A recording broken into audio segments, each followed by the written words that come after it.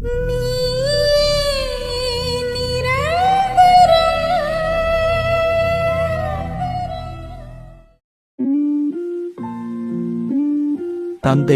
மகன், தூய ஆவியாரின் பெயராலே ஆமென். முதல் வாசகம். கடவுள் இயேசுவை உயிர்த்தெழச் செய்தார். இதற்கு நாங்கள் அனைவரும் சாட்சிகள். திருத்தூதர் பணிகள் நூலிலிருந்து வாசகம். அதிகாரம் 2. இறை வார்த்தை 14 மற்றும் 22 முதல் 33 வரை. பெந்தக்கோஸ்து நாளில் பேதுரு 11 சேர்ந்து எழுந்து நின்று உரத்த குரலில் அவர்களிடம் பின்வருமாறு கூறினார். யூத மக்களே, எருசலேமில் வாழும் மக்களே, இதை தெரிந்து கொள்ளுங்கள், எனது சொற்களை கவனித்து கேளுங்கள். இஸ்ரேல் மக்களே, நீங்கள் இந்த வார்த்தைகளை கேளுங்கள். கடவுள் நாசரேத்து இயேசுவின் வழியாக உங்கள் நடுவில் வல்ல செயல்களையும் அருஞ்செயல்களையும் அடையாளங்களையும் செய்து அவரை இன்னாரென்று உறுதியாக காண்பித்தார். இது நீங்கள் அறிந்ததே. கடவுள் தாம் வரையறுத்துள்ள திட்டத்தின்படியும் தம் முன்னறிவின்படியும் இந்த இயேசுவை உங்கள் கையில் விட்டுவிட்டார்.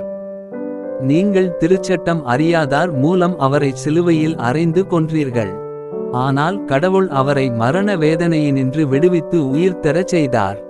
ஏனென்றால் மரணம் அவரை தன் பிடியில் வைத்திருக்க முடியவில்லை. தாவீது அவரை குறித்து கூறியது, நான் ஆண்டவரை எப்போதும் என் கண்முன் வைத்துள்ளேன், அவர் என் வலப்பக்கம் உள்ளார். எனவே நான் அசைவுறேன். இதனால் என் இதயம் பேருவகை கொள்கின்றது, என் நா மகிழ்ச்சியால் நிறைந்துள்ளது. என் உடலும் எதிர்பார்ப்பில் நிலைத்திருக்கும். ஏனென்றால் என்னை பாதாளத்திடம் ஒப்புவிக்க மாட்டீர். தூயவனை படுகுழியை காணவிடமாட்டீர். வாழ்வின் வழியை நான் அறியச் செய்வீர். உமது முன்னிலையில் எனக்கு நிறைவான மகிழ்ச்சி உண்டு. சகோதரர் சகோதரிகளே, நமது குலமுதல்வராகிய தாவீதை குறித்து நான் சொல்வதை மறுக்க மாட்டீர்கள். அவர் காலமாகி அடக்கம் செய்யப்பட்டார். அவர் கல்லறை இந்நாள் வரை நம்மிடையே இருக்கிறது. அவர் இறைவாக்கினர் என்பதால் தம் வழித்தோன்றல் ஒருவர் அவரது அரியணையில் வீற்றிருப்பார் என்று கடவுள் உறுதியாக ஆணையிட்டு கூறியதை அறிந்திருந்தார். அவர் கிறிஸ்துவின் உயிர்த்தெழுதலை முன்னறிந்து அவரை பாதாளத்திடம் ஒப்புவிக்க மாட்டீர், அவரது உடல் படுகொழியை காணவிடமாட்டீர் என்று கூறியிருக்கிறார். கடவுள் இந்த இயேசுவை உயிர்த்தெழச் செய்தார். அவர் கடவுளின் வலப்பக்கத்துக்கு உயர்த்தப்பட்டு வாக்களிக்கப்பட்ட தூய ஆவியை தம் தந்தையிடமிருந்து பெற்று பொழிந்தருளினார். நீங்கள் காண்பதும் கேட்பதும் இதுதான். இது ஆண்டவரின் அருள்வாக்கு. பதிலுரை பாடல். பல்லவி. இறைவா, என்னை காத்தருளும், உம்மிடம் நான் அடைக்கலம் புகுந்துள்ளேன். இறைவா, என்னை காத்தருளும், உம்மிடம் நான் அடைக்கலம் புகுந்துள்ளேன். நான் ஆண்டவரிடம், நீரே என் தலைவர் என்று சொன்னேன். பல்லவி. இறைவா, என்னை காத்தருளும், உம்மிடம் நான் அடைக்கலம் புகுந்துள்ளேன். ஆண்டவர்தாமே என் உரிமை சொத்து, அவரே என் கிண்ணம், எனக்குரிய பங்கை காப்பவரும் அவரே. எனக்கு அறிவுரை வழங்கும் ஆண்டவரை போற்றுகின்றேன். இரவில் கூட என் மனச்சான்று என்னை எச்சரிக்கின்றது. ஆண்டவரை எப்போதும் என் கண்முன் வைத்துள்ளேன், அவர் என் வலப்பக்கம் உள்ளார், எனவே நான் அசைவுறேன். பல்லவி. இறைவா, என்னை காத்தருளும், உம்மிடம் நான் அடைக்கலம் புகுந்துள்ளேன்.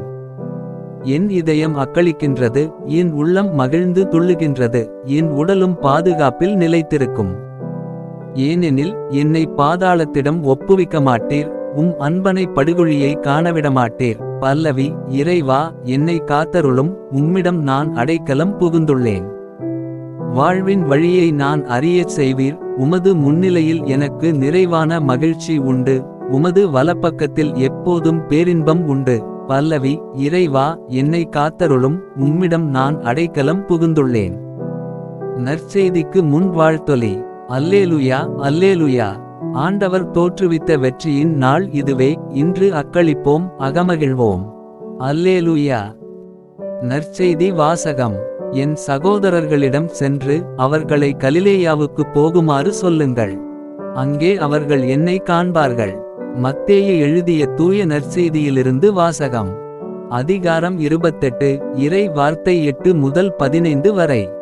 அக்காலத்தில் கல்லறையில் இயேசுவை காண வந்த பெண்கள் கல்லறையை விட்டு விரைவாக புறப்பட்டு சென்றார்கள். அவர்கள் அச்சமுற்றாலும் அதே வேளையில் பெருமகிழ்ச்சியுற்றவர்களாய் அவருடைய சீடருக்கு அறிவிக்க ஓடினார்கள். திடீரென்று இயேசு அவர்களை எதிர்கொண்டு வந்து வாழ்த்தினார். அவர்கள் அவரை அணுகி அவர் காலடிகளைப் பற்றிக் கொண்டு பணிந்து நின்றார்கள். அப்பொழுது இயேசு அவர்களிடம், அஞ்சாதீர்கள். என் சகோதரர்களிடம் சென்று அவர்களை கலிலேயாவுக்குப் போகுமாறு சொல்லுங்கள். அங்கே அவர்கள் என்னை காண்பார்கள் என்றார். அவர்கள் போய்க் கொண்டிருந்தபோது காவல் வீரருள் சிலர் நகரத்திற்குள் சென்று நிகழ்ந்தவை யாவற்றையும் தலைமை குருக்களுக்கு அறிவித்தனர். அவர்கள் மூப்பர்களுடன் கூடிக் கலந்து ஆலோசித்து அப்படைவீரருக்கு மிகுதியாக பணம் கொடுத்து, நாங்கள் தூங்கிக் கொண்டிருந்தபோது இயேசுவின் சீடர் இரவில் வந்து அவரது உடலை திருடிச் சென்று விட்டனர் எனச் சொல்லுங்கள். ஆளுநர் இதை கேள்வியுற்றால் நாங்கள் அவரை நம்பச் செய்து நீங்கள் தொல்லைக்கு உள்ளாகாதபடி பார்த்துக் கொள்வோம் என்று அவர்களிடம் கூறினார்கள். அவர்களும் பணத்தை பெற்றுக்கொண்டு தங்களுக்கு அவர்கள் சொல்லிக் கொடுத்தவாறே செய்தார்கள். இந்நாள் வரை இந்த வதந்தி யூதரிடையே பரவியிருக்கிறது. இது ஆண்டவரின் அருள்வாக்கு. உங்களுடைய பிரார்த்தனைகளையும் வேண்டுதல்களையும் நாளைய திருப்பலியில் ஒப்பு கொடுக்க விரும்புவோர் கீழ்காணும் மெயில் ஐடிக்கு உங்கள் வேண்டுதல்களை அனுப்பவும் அல்லது வீடியோவின் கீழ் கமெண்ட் செய்யவும். பிதா சுதன் பரிசுத்த ஆவியின் பெயராலே ஆமென். தின பிரார்த்தனைகளுக்காக லைக், சப்ஸ்கிரைப் மற்றும் பெல் ஐகானை கிளிக் செய்யவும்.